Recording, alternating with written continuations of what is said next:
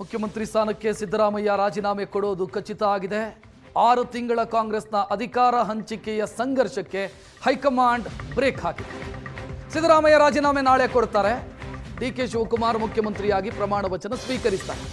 ಕರ್ನಾಟಕದ 21ನೇ ಮುಖ್ಯಮಂತ್ರಿಯಾಗಿ ಡಿ.ಕೆ. ಶಿವಕುಮಾರ್ ವ್ಯಕ್ತಿಗತವಾಗಿ 21ನೇ ಮುಖ್ಯಮಂತ್ರಿ. ಡಿ.ಕೆ. ಶಿವಕುಮಾರ್ ಪ್ರಮಾಣ ವಚನ ಸ್ವೀಕರಿಸೋದಕ್ಕಿದ್ದಾರೆ. ಕ್ಯಾಬಿನೆಟ್ ಹೆಂಗಿರುತ್ತೆ ಅವರದು? ಹೊಸ ಸಚಿವ ಸಂಪುಟದಲ್ಲಿ ಉಪಮುಖ್ಯಮಂತ್ರಿಗಳು ಎಷ್ಟು ಮಂದಿ ಇಲ್ಲ? 4 ಅಂತೆಲ್ಲ ಸುದ್ದಿಗಳು ಓಡಾಡ್ತಾ ಇದೆ. ಇಲ್ಲಿ ಒಬ್ಬ ಮುಖ್ಯಮಂತ್ರಿಯ ಕ್ಯಾಬಿನೆಟ್ನಲ್ಲಿ 3 ಉಪಮುಖ್ಯಮಂತ್ರಿಗಳಾಗಿದ್ದು ಯಡಿಯೂರಪ್ಪ ಅವರು ಮುಖ್ಯಮಂತ್ರಿ ಆದಂಥ ಸಂದರ್ಭದಲ್ಲಿ ಡಿ.ಕೆ. ಶಿವಕುಮಾರ್ ಅವರ ಕ್ಯಾಬಿನೆಟ್ 4 ಮಂದಿ ಇರಬಹುದೇನೋ ಅನ್ನೋ ಚರ್ಚೆಗಳೆಲ್ಲ ಸಾಗ್ತಾ ಇದೆ. ಸಮುದಾಯವಾರು 4 ಮಂದಿ ಉಪಮುಖ್ಯಮಂತ್ರಿಗಳಿರ್ತಾರೆ, DCMಗಳಿರ್ತಾರೆ. ಸೊ ಇಲ್ಲಿ ಯಾವ ರೀತಿ ಕ್ಯಾಬಿನೆಟ್ ಇರುತ್ತೆ? ಡಿ.ಕೆ. ಶಿವಕುಮಾರ್ ಅವರಿಗೆ ಮುಂದಿನ 2 ವರ್ಷದಲ್ಲಿರುವಂಥ ಸವಾಲುಗಳೇನು? ಇದೆಲ್ಲವೂ ಕೂಡ ಬಹಳ ಮುಖ್ಯವಾದಂಥ ವಿಚಾರ, ಚರ್ಚಿಸುವಂಥ ವಿಚಾರ ಇದು. ಪ್ರಶಾಂತ್ ನಾಥ್ ಇದರ ಬಗ್ಗೆ ಮಾತನಾಡೋದಕ್ಕೆ ರೆಡಿ ಇದ್ದಾರೆ. ಪ್ರಶಾಂತ್ ನಾಥ್, ಈಗ ನಿನ್ನೆನೆ ತಾವಾಗಲೇ ಹೇಳಿದ್ರಿ, ಬಹಳ ಖುಷಿಯಲ್ಲೇನು ಕಾಣಿಸ್ತಾ ಇರಲಿಲ್ಲ ಡಿ.ಕೆ. ಶಿವಕುಮಾರ್ ಅಂತ. ಸವಾಲುಗಳು ದೊಡ್ಡ ಮಟ್ಟದಲ್ಲಿದೆ ಹೊಸ ಸರ್ಕಾರಕ್ಕೆ, ಹೊಸ ಮುಖ್ಯಮಂತ್ರಿಗಳಿಗೆ. ಹಂಗಿದ್ರೆ ರಕ್ಷತ್, ನನಗನ್ಸುತ್ತೆ ಇದು ಎಲ್ಲ ಆಯ್ಕೆ ಪ್ರಕ್ರಿಯೆ ನಡೆಯುವವರೆಗೆ ಆ ಮಟ್ಟದ ಒಂದು ಸಮಾಧಾನ ಡಿ.ಕೆ. ಶಿವಕುಮಾರ್ ಮುಖದಲ್ಲೂ ಕಾಣ್ತಾ ಇಲ್ಲ. ಅಂದರೆ ಎಲ್ಲವೂ ತಾನು ಅಂದುಕೊಂಡಂತೆ ನಡೆಯುತ್ತೆ ಅನ್ನೋದು ಇರೋಲ್ಲ ಪಾಲಿಟಿಕ್ಸಲ್ಲಿ. ಹೀಗಾಗಿ ಮುಂದೇನು ಬರುತ್ತೆ, ಏನು ಪ್ರಕ್ರಿಯೆ ನಡೆಯುತ್ತೆ ಅನ್ನೋದು, ಅಂದರೆ ಹೀ ಈಸ್ ವೆರಿ ಕಾಶಿಯಸ್ ಅನಿಸುತ್ತೆ ಡಿ.ಕೆ. ಶಿವಕುಮಾರ್. ಹಾಗಾಗಿ ಇವತ್ತು ಬೆಂಗಳೂರಿಗೆ ಬರಲಿಲ್ಲ. ಬೆಂಗಳೂರಿಗೆ ಬಂದರೆ ಅನಗತ್ಯವಾಗಿರ್ತಕ್ಕಂಥ ಹೈಪ್ ಸಿಗುತ್ತೆ, ಸಂಭ್ರಮಾಚರಣೆ ನಡೆಯುತ್ತೆ, ಅದೆಲ್ಲವೂ ಬೇಡ ಅನ್ನೋದು ಒಂದಿರ್ಬೋದು. ಎರಡನೇದು ನೋಡಿ, ನಿನ್ನೆ ಡಿ.ಕೆ. ಶಿವಕುಮಾರ್ ಎಲ್ಲೂ ಕೂಡ ತನ್ನ ಮುಖದಲ್ಲಿರ್ತಕ್ಕಂಥ ಖುಷಿಯನ್ನು ಕೂಡ ಬಹಿರಂಗವಾಗಿ ವ್ಯಕ್ತಪಡಿಸಲಿಲ್ಲ.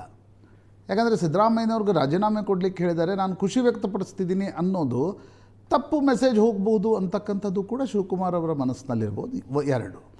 ಮೂರನೇದು ರಕ್ಷತ್, ನಾನು 2016ರ ಉಲ್ಲೇಖವನ್ನು ಮಾಡ್ತಿದ್ದೆ. 2016ರಲ್ಲಿ ಇನ್ನೇನು KPCC ಅಧ್ಯಕ್ಷರಾದರು ಅಂದಾಗ ಸಿದ್ದರಾಮಯ್ಯನವರು ಬ್ಲ್ಯಾಂಕೆಟ್ ಕೆಳಗಡೆಯಿಂದ ಎಳೆದುಬಿಟ್ಟಿದ್ರು. ಡಿ.ಕೆ. ಶಿವಕುಮಾರ್ ಮುಖ್ಯಮಂತ್ರಿ ಆಗಲಿಕ್ಕೆ, ಅದು KPCC ಅಧ್ಯಕ್ಷರಾಗಲಿಕ್ಕೆ 4 ವರ್ಷ ಕಾಯಬೇಕಾಯಿತು. ಅಂಥ ಒಂದು ಕೊನೆಯ ಪ್ರಯತ್ನವನ್ನು ಸಿದ್ದರಾಮಯ್ಯನವರು, ಮಲ್ಲಿಕಾರ್ಜುನ್ ಖರ್ಗೆ, ಪರಮೇಶ್ವರ್ ಇವರೆಲ್ಲರೂ ಸೇರಿ ಮಾಡ್ತಾರಾ?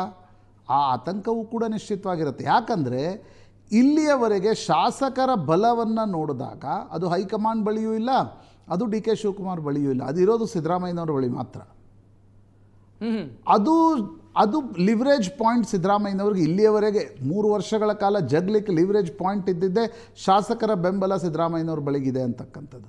ಹೀಗಾಗಿ ಎಲ್ಲವೂ ಸುಸೂತ್ರವಾಗಿ ನಡೆಯುವವರೆಗೆ ಡಿ.ಕೆ. ಶಿವಕುಮಾರ್ಗೂ ಕೂಡ ಒಂದು ಆತಂಕ ನಿಶ್ಚಿತವಾಗಿರುತ್ತೆ.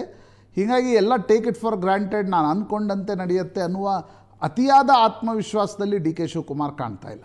ಹಿ wants to execute it, he wants to ಏನಂತಾರೆ, ಎಲ್ಲ ಪರಿಸ್ಥಿತಿಯನ್ನು ತನ್ನ ಅನುಕೂಲಕ್ಕೆ ತಕ್ಕಂತೆ ತೆಗೆದುಕೊಂಡು ಬರಬೇಕು ಅನ್ನುವ ಪ್ರಯತ್ನ ಮಾಡುತ್ತಾರೆ.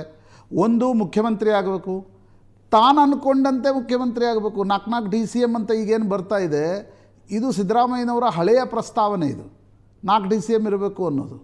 ಈಗ ಅವರು 4 DCMಗೆ ಡಿ.ಕೆ. ಶಿವಕುಮಾರ್ ಒಪ್ತಾರಾ ತೆಲಂಗಾಣ ಮಾದರಿಯಲ್ಲಿ?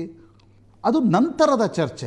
ಹಾಗಾಗಿ ಡಿ.ಕೆ. ಶಿವಕುಮಾರ್ ಮೊದಲು ಕಾಯ್ತಿದ್ದಾರೆ, ಮೊದಲು ಸಿದ್ದರಾಮಯ್ಯನವರು ರಾಜೀನಾಮೆ ಕೊಡಲಿ, ಅದಾದಮೇಲೆ ನಾನು ಮುಖ್ಯಮಂತ್ರಿ ಶಾಸಕಾಂಗ ಪಕ್ಷದ ನಾಯಕನಾಗಿ ಆಯ್ಕೆಯಾದ ನಂತರ ಉಳಿದ ಪ್ರಕ್ರಿಯೆ ಅನ್ನೋದು ಅವ್ರು ನಿಶ್ಚಿತವಾಗಿ ಕಾಯ್ತಾ ಇರ್ತಾರೆ. ನಾವು ಮಾಧ್ಯಮಗಳು 10 ಸ್ಟೆಪ್ ಮುಂದೆ ಹೋಗ್ತೀವಿ, ರಾಜಕಾರಣಿಗಳು 1 ಸ್ಟೆಪ್ ಎಟ್ ಎ ಟೈಮ್ ತೆಗೆದುಕೊಂಡು ಮುಂದೆ ಹೋಗುವ ಪ್ರಯತ್ನ ಮಾಡ್ತಾರೆ. Yes, thank you Prashant Nath.